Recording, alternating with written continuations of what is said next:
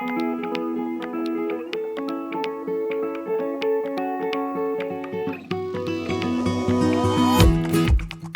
everybody. Welcome to the Heroes Like You podcast, where we explore the lives of people who've done extraordinary things and learn how they have overcome life's challenges and have gone on to achieve extraordinary success. Thank you so much for joining us. I am Joe Belliston, and today we're going to explore the lives of two football coaches.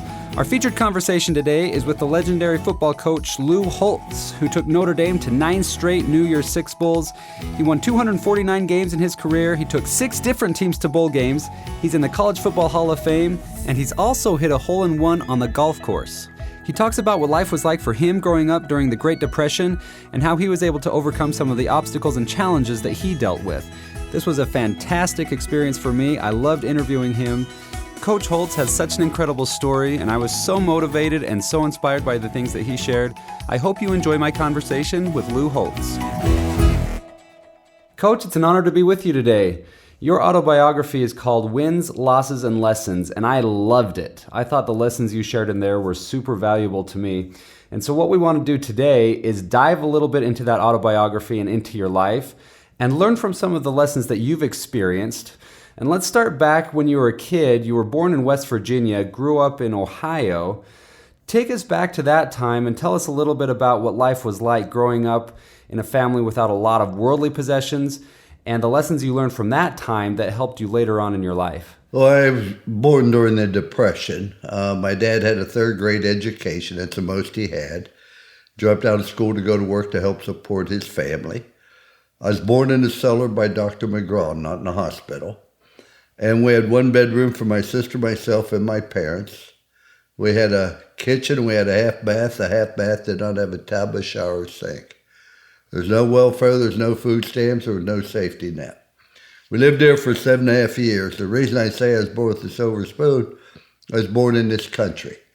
And I was taught if I was willing to work hard and get an education, not blame other people, remain positive, good things could happen. So that's why I say I had a silver spoon, not because of what we had, because of what I was taught.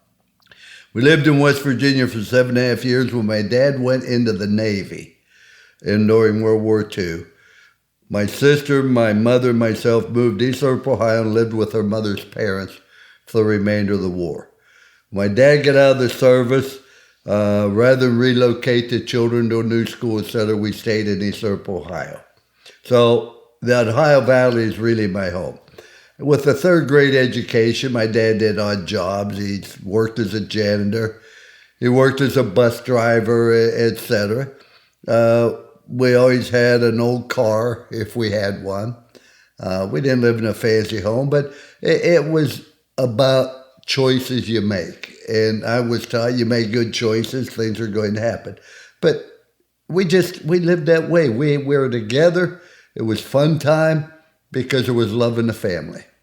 Coach, nothing about what you just said would make me believe that you would later go on to become one of the most successful coaches of all time. And I guess that's my point. You were able to overcome some of the challenges you faced as a youth and later go on to find success. Now, excuse me, let me interrupt you here 1 minute. The most difficult thing I had to overcome was I was not yet 5. And the nuns got out the baptismal certificates, needed people to go into the first grade. And asked my mother if I minded if I entered school 1.5 years early. Being the last child at home, my mom said no.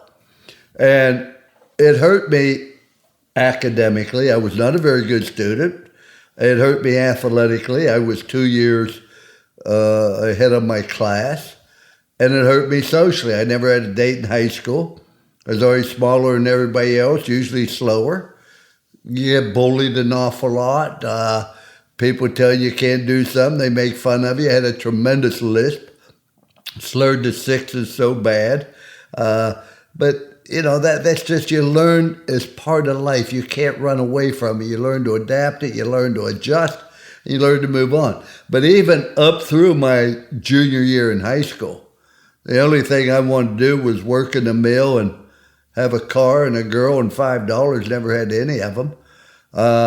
I worked as a paper boy from age 9 up to about 15, and then they took me and put me in the newspaper mailing department. So I've worked most of my life from age 9 on. All the money I made went into the family treasury. It isn't what you get to keep, but it's just the way you grow up. And I've also had all my children get work certificates at age 14. I felt the best thing that happened to me was learning to be responsible each and every day, having to be somewhere doing something. Yeah, I totally agree. And you definitely need that work ethic to get to where you want to be eventually. You mentioned a little bit about athletics. I love what you said in your book here. You had some limitations like you talked about. You said, what I lacked in size, I made up for by being slow and weak. Well, I wasn't a good athlete because I was a couple years ahead of my class. Your muscles and coordination doesn't develop quite as well as you like. I wasn't a great player, but football had been in my mother's side of the family. They all played football, and during World War II, my Uncle Lou was a star tight end for East Liverpool. We went to each and every game.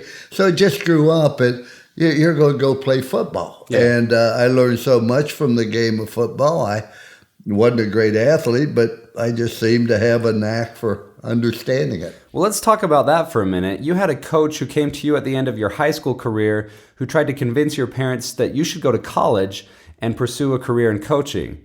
I guess he was able to see past any limitations that you had in the game of football. What did he see in you, and what did that do for you to have someone believe in you like that? I had no idea that he felt I could be a coach. I never thought about being a coach, but I could tell everybody what their assignment was on the field. You got to do this, you got to do that. It just seemed to come naturally. So I had worked, as I mentioned, as well as play athletics, saved my money. I was going to buy a 49 Chevrolet. That's all I wanted. It was a 1949 Chevrolet. I loved that car. And when he came up and told my parents he thought I ought to go to college and become a coach, my parents said, "You're going to go?" I said, "No, I'm going to buy a car." They said, "You're going to college with that money?" So we compromised and I went to college. That was a typical compromise with my family. Now, I've got to say this, years later, I am at Notre Dame. We're playing Southern Cal. Coach Watts, who had recommended to my parents, was living there. His wife called me and said Coach Watts wasn't doing well, so I brought Coach Watts to the practice and the game and was on the sideline, etc. But he told my wife, he didn't tell me, he said, when I said to Lou's parents he should go to college and be a coach, I meant high school. I didn't mean Notre Dame. So I guess I exceeded his expectations as well. Yeah, that's probably true. Now, you go to college, you finish that part of your life, and you want to pursue a career in coaching. Now, I know a lot of people in this situation who want to pursue a certain career, whether that's a doctor or an athlete or a coach or a musician or whatever it may be, and yet they get stuck in that first or second job and are never able to break through that. You were in a similar situation where after college you found yourself scrubbing hospital floors. Now, I can't imagine that's exactly what you had in your plans. So you were eventually able to break through that time and go on to accomplish the goals that you had set for yourself. What advice would you give to people in a similar situation who might feel stuck where they are to help them overcome some of these obstacles and achieve the goals that they've set for themselves? Well, you never look at your position as this is prestigious or not. You look at it and say, this is a job I have to do. I'm going to be paid to do it. I want to do it to the very best of my ability. I'm going to continue to pursue my goals. This is not going to be the end of my life. I'm not going to spend here all my life. There are other things I want to do, but I don't have that opportunity right now. I'm going to have to work hard in order to achieve that. And yes, I did. I scrubbed the emergency room at the end of the day when everything and scrubbed the floors, etc. And the girl I eventually married was an x-ray technician at East Liverpool Hospital. Beautiful girl. Here I am. I'm like a janitor. But I pursued her, and eventually it worked out. And we've been married 57 years with 4 lovely children, 9 grandchildren. But I look back, I've never had anything in my life happen at that time I thought was negative.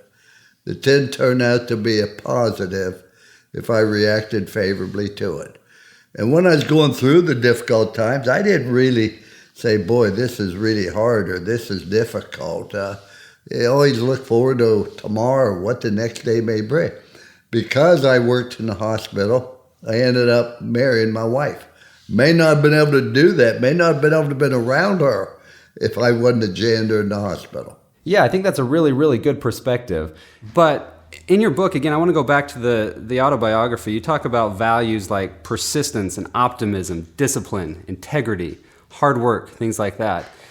Are there one or two of those attributes that you feel are most important to help people overcome, some of these difficult times and achieve success? I think there are approximately, I was told, I haven't counted them, 422,000 words in the English vocabulary. The most important word by far is the word choice. Whatever happens to you, good or bad, or because of choices you make. We have a lot of powers that God gave us to think and love, create, imagine, plan. But the greatest power we have is the power to choose wherever you are, because choices you make. Choose to do drugs, drop out of school, join a gang, get tattoos from head to bottom. You're choosing to have difficulty in life. And please stop blaming me because of the choices you make. And if you feel that you're in a very bad situation because of choices other people made, that you're discriminated against, that had people do negative things to you, if you believe that you're in a bad situation because other people's choices, then you're obviously going to believe the only way I can get out of here is if other people get me out. Well, you realize you're in the bottom because of choices you made. That only you can get yourself out of the bottom by making better choices. And we're going to have adversity. We're going to have difficulty in life. Now, one thing that's universal is you're going to have problems. Everybody has problems. But we have a tendency to believe it's all about our problems, not anybody else's problem. Mark Twain made a great comment. He said, the two most important days in your life, one's the day you're born, and the other's the day you discover why you're born. And when the millennials discover that they were born to help other people, that's all life's all about, is helping other people. When you help other people, you help yourself. And when you make bad choices, you're eventually going to end up with a very poor self-image. And when you have a poor self-image, then you become very negative and you constantly pull other people down. When you make good choices, you're happy with yourself, you look in the mirror, you like what you see about the values, the integrity, the persistence, the character, you're going to feel good about yourself and you're going to feel good about helping other people. So everything comes down to the choices you make. We can talk on this show for 6 hours. But once again, if every listener understands the choices they make determines your future and your past. Yeah, I love that. And I'd like to stay here for a minute and talk about choices specifically in the face of failure. Because you weren't always a super successful coach. You did have some downtimes and you did have some failures, and yet you were able to overcome those and turn those failures into successes. And for our listeners, I'd like to illustrate that just by talking about some of these failures and then talk about some of the successes as well. So for example, in your career, you lost 132 games. You were in the bottom half of your graduating class of just about 300 people. You spent 1 year in the NFL with a 3-10 losing record. You got fired from a couple of coaching gigs, including South Carolina as an assistant and at Arkansas. And there was one season where you didn't win a single game. Well, you could look at that coach and say, well, he's a failure. But you were able to turn those failures around, and you took Notre Dame to 9 straight New Year's Six Bowls. That's never been done before. You won 249 games in your career. You took 6 different teams to bowl games no later than the second year of coaching that team. You won a national championship as an assistant and as a head coach. You spent 18 years in the top 20. You finished second twice. You've written several books. You have several honorary doctorate degrees. You've spent time on The Tonight Show. You've dined with several presidents. You're a successful speaker, broadcaster, and you've been married to the same woman for 50 years. So those are a lot of successes, and yet it wasn't always that way. So what I want to know is there a relationship between failure and success? And do we have to experience those failures before we see success? Oh, we're going to always have things go against us. Babe Ruth hit 714 home runs, struck out over 1,300 times. I mean, we focus on the achievement. First time I got fired, I went to South Carolina as an assistant coach. I was there 1 month. under a guy named Marvin Bass, that he resigns on a Monday morning in the middle of spring practice. And I didn't know anybody in South Carolina. I'd been there less than a month. They hired Paul Dietzel from West Point. I didn't know Paul Dietzel. He brought his own staff, kept a couple guys off our staff who had played for him in an all-star game. I wasn't good enough to play an all-star, so I didn't know him, and I wasn't retained. I'm out of a job. That's the first time I was fired. The second time I was fired, I'm at the University of Arkansas, and there 7 years. 7 bowl bids, 4 top 10 finishes, best one-loss record in the history of Arkansas at that time. Second best one-loss record in the history of the Southwest Conference at that time. Graduated the athletes, filled the stadium, ran on his program, and Frank Broyles fired me. And as on a Sunday morning, came back from church, and why? I had best interest program, would not give me a reason. I was mad, I was bitter. Well, I said, no, what we did, we'll move on. I was going to hold a press conference and blast everybody, but I did. And it's just part of life. What bothered me, they wouldn't give me a reason. I couldn't think of a reason. 2 years later, now Gene Corrigan, who was the AD at Notre Dame that hired me, told me this story that they were looking for a new coach. He called Frank Broyles and said, we're looking at a lot of different coaches, but we wonder what happened with Lou Holtz. And Frank Broyles said, I listened to somebody tell me something wasn't true. He said, I'm trying to hire him back, which he did. He sent me a blank contract to come back to Arkansas. And I said, I was there one time. He said, I listened to somebody that told me it wasn't true. But he told Gene Corrigan, if you can hire Lou Holtz, don't even talk to anybody else. He's the best coach I've been around. He's always wanted to coach at Notre Dame. You won't make a mistake.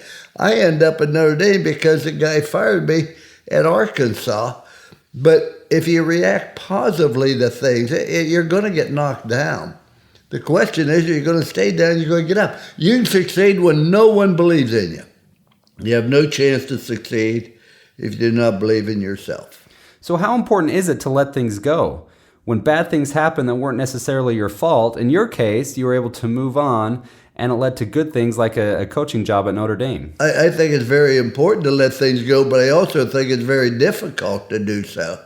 But you don't want to live your life, and when you pass away, your spouse has to hire pallbearers because you don't have 6 friends. You always make sure you have 6 friends. You may not need more, but you just move on with it. It's part of life. There are going to be disappointments in every single thing you do. But let me go back once again. I've never had anything happen that didn't turn out to be positive. I get out of the Army. Now, my senior year in college, I hurt my knee, so I couldn't play, so they had me coach the freshman team. Well, I must have done a good job because unbeknownst to me, my college coach is in the Navy with Forrest Evashevsky, the head coach at Iowa. Forrest Evashevsky was an All-American at Michigan. Same time, Trevor Reese, my coach, was an All-American at Ohio State. He calls Forrest Evashevsky and asks him to give me a graduate assistantship at the University of Iowa. I don't know this. I'm going to go to Conneaut High School, I think it was, under a guy named Earl Biederman. I was going to get married. And I was going to be an assistant coach and teach history. And July 9th, my wife told me she didn't want to get married. She wanted to date her old boyfriend. Well, it was about 9:30 at night. I wanted to get as far away from her as I could. It was obvious we had a love-hate relationship. I loved her. She hated me. I go to Iowa. I get the graduate assistantship. We finished second in the country. Had a great year. And my mother worked at the hospital, as my future wife did, and kept asking me to call her. And eventually we got married within a year. But I end up in college coaching because she breaks up with me. I would still be at Conneaut High School teaching history and coaching them back. That's what I'm saying. Things will work out if you react positively to it. And you had a lot of people that believed in you along the way, who hired you as an assistant, hired you as head coaches. One of my favorite stories you tell is that of Tim Brown, who wasn't a highly recruited player out of high school, and he went on to become a Heisman Trophy winner and have an NFL career. And the story is, you can tell a little bit about this story, is you were asked by the media, what do you think of your team? And you said, I think Tim Brown is a special player. what did that do for him, and how can we help other people or even ourselves realize the potential that we have?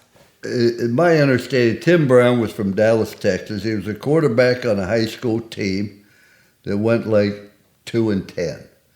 He didn't make all city, didn't make all conference, didn't make all state, didn't make all American. But he was recruited to Notre Dame. He comes to Notre Dame, everybody is all American, all world, etc. Tim Brown was going into his junior year when I arrived at Notre Dame. We had 5 other outstanding receivers on that team. Alvin Miller, Mark Green, Jackson. So Tim Brown wasn't really on the depth chart as you say, wow, he's going to be great. But my first practice, I walk off the practice field. I'm not prepared to meet the media.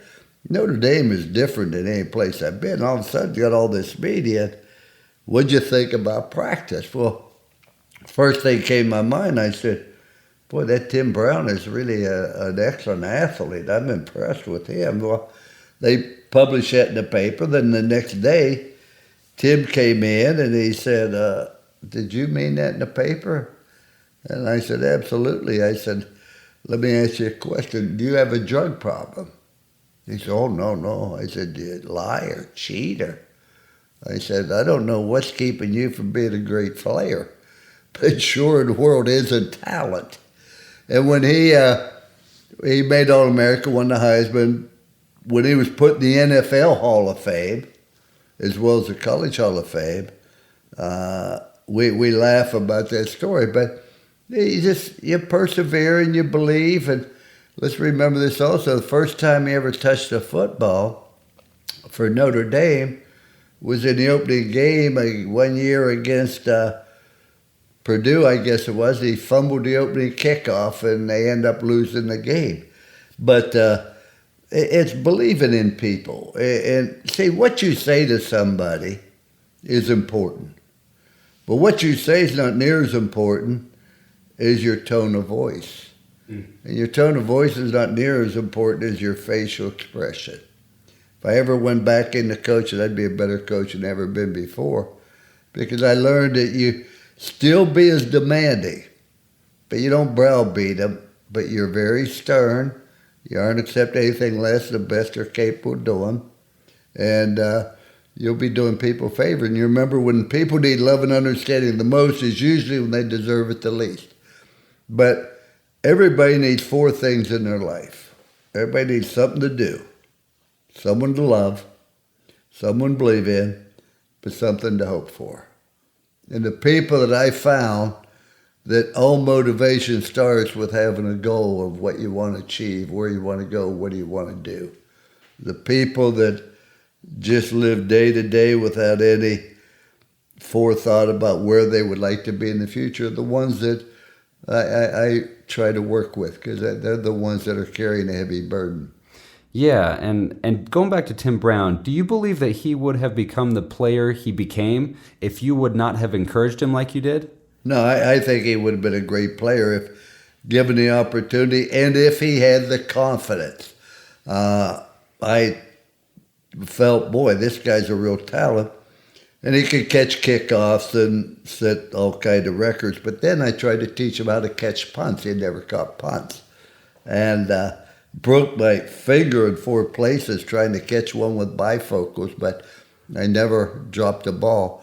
But he went on to become a great punt returner as well, because he worked at it. But he just gave him the opportunity.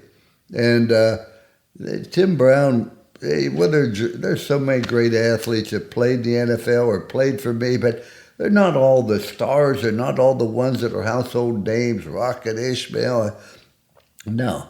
It's the people that persevere, and we all have a role in life and do that role the best of our ability. And that's the one thing about coaching, that we had a goal, and our goal was to win and to graduate. And everybody had a role. Maybe your role is to be the quarterback. Maybe it's to be a starter. Maybe it's to cover kickoff. Maybe your role is to serve on the scout squad and wait your turn. But whatever your role is, I expect you to do that role to the best of your ability so you don't jeopardize our overall goal. Coach, let me ask you this, and this will be the final question. And I love what you said about persistence because I believe that may play a part into this next question. There's an epidemic in the world right now, that of suicide. And last year alone, there were nearly 45,000 people in America that took their own lives. And the highest percentage of those people were middle-aged men. Now, there are a lot of different reasons for that, obviously. But I believe by providing a little bit of motivation, encouragement, and hope is one of the best ways to help people overcome some of these dark times. Now, you've experienced some really low times in your life as well. What I'm thinking of specifically is your time in the service at Fort Benning. You said at that time that you believed nobody cared whether you lived or died. Absolutely. So what words of encouragement, motivation, and hope could you offer people who may be going through some really dark times in their lives right now? That was one of the most despondent times in my life. I was going through basic infantry officer leadership class.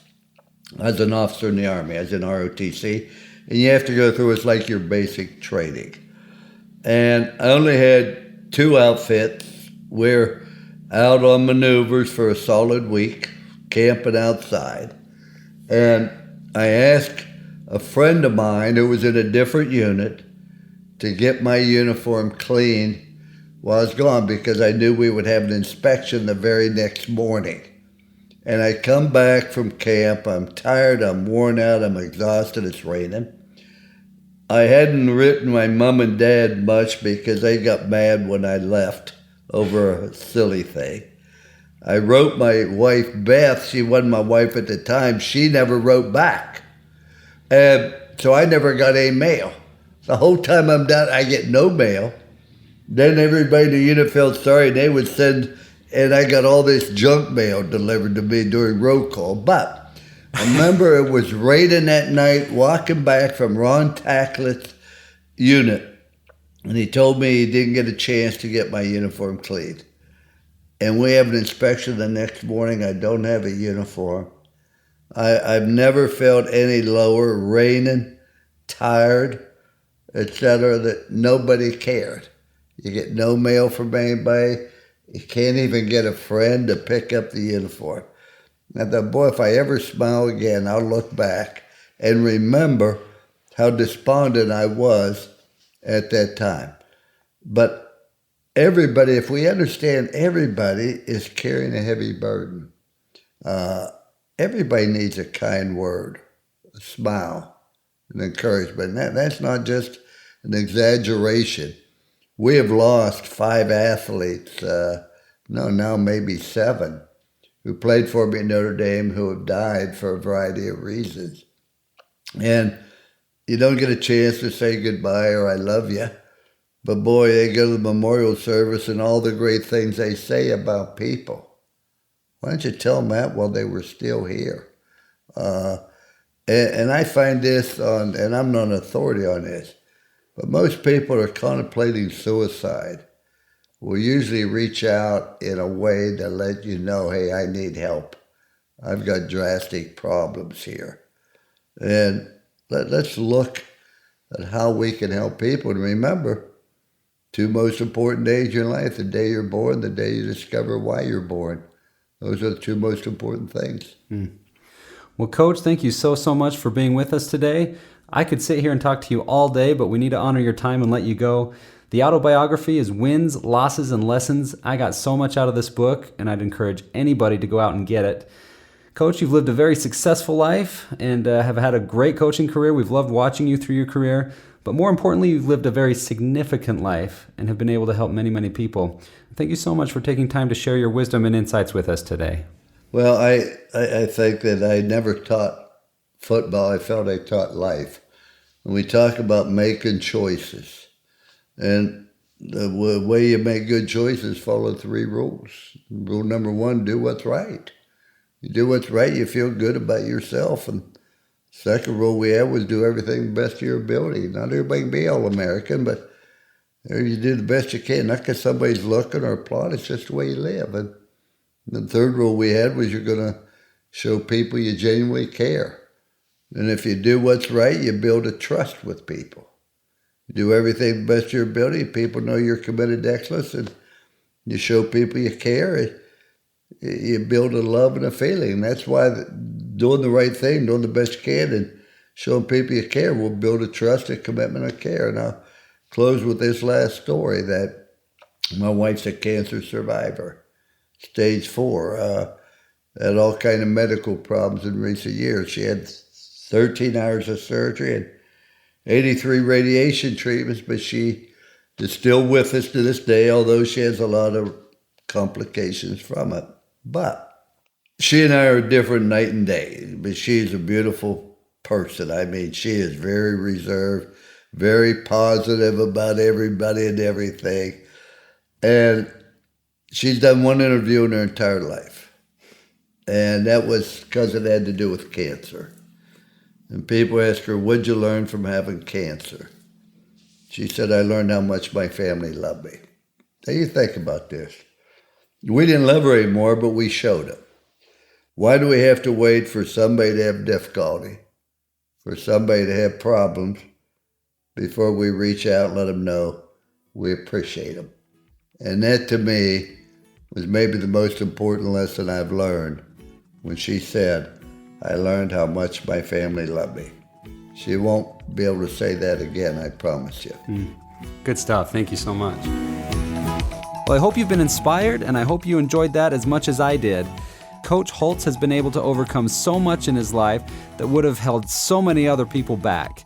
He was born with a tremendous lisp, like he talked about. He wasn't the most talented, he wasn't the fastest, he wasn't the biggest guy, but he surrounded himself with good people, and he never gave up on his goals. We can all learn so much from that. Now I want to share a quick story about another Notre Dame football coach who happens to be the college football coach with the highest winning percentage of all time, and that's Knute Rockne. I love his story because his family immigrated to the United States, he had a lot going against him, and yet he was able to achieve at the highest level in college football. Here's a short vignette about his life. A dismal post office mail sorting room isn't exactly where one would expect to find a future Hall of Fame football coach. But this is exactly where Knute Rockne found himself each day from midnight to 8:30 a.m. in 1907. Without a high school diploma and no prospect of going to college, the 19-year-old Knute Rockne was sorting mail into bags and pouches and dispatching it throughout the Chicago area. It must have been strenuous work for the immigrant from Norway. He'd always been small for his age, and in fact, in his 8th grade picture, he was so small that he looked several years younger than all of his classmates. But the hard work in the post office didn't bother him. In fact, it was just the sort of work that the quick-minded, physically active Rockne needed to prepare him for his future as a football coach. As a boy, Knute loved to be active. He was small and clumsy, but this never discouraged him from running, jumping, swimming, and participating in every sport he could find.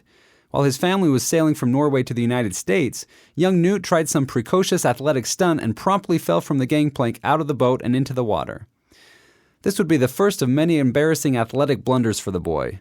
His father noted that when Knute would use a hammer, he would miss the nail and invariably hit his hand. His dad often referred to him as all thumbs. Though he was active, Knute was a voracious reader and had a remarkable memory. His zest for his studies put him in the academic spotlight, and he became a favorite of his teachers.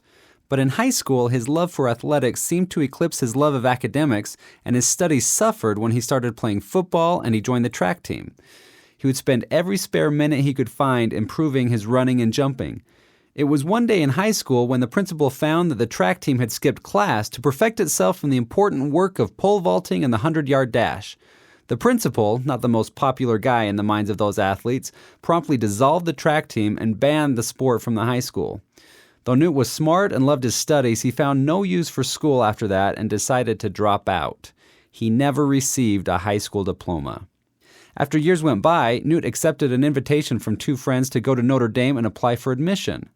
After going through several grueling entrance exams, Knute finally became a proud member of the Notre Dame family. And although Knute was older than most of the other college freshmen due to his 4.5 years working in the post office, he was shy, and he didn't make many close friends.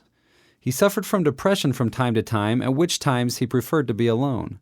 He had an exceptional mind, and he excelled in all of his classes, especially science and chemistry. Knute never intended to become a college athlete, because as he said, "To me, college players loomed as supermen to whose heights I could never aspire. It was at the request of a friend, Joe Collins, a player on the varsity squad, that Newt was given a chance to prove himself as a college football athlete. He said, "Never on any football field was there so dismal a flop. Trying to spear my first punt, I had frozen fingers and the ball rolled everywhere it wasn't wanted. Longman kept me in the agonizing game. Finally, I tried a punt. Nothing happened. I might have been a statue of a player trying to punt. Nothing was coordinated. I was half paralyzed. A 200-pound tackle smashed into me. My 145 pounds went back for a 15-yard loss. I was a dud, a washout, not even good enough for the scrubs." Newt Rockne, the football dud, would graduate from Notre Dame magna cum laude in 1914 with a pharmacy degree.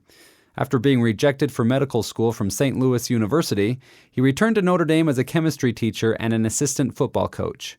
He became the head coach in 1917 and led his teams to 5 undefeated seasons and 3 national championships.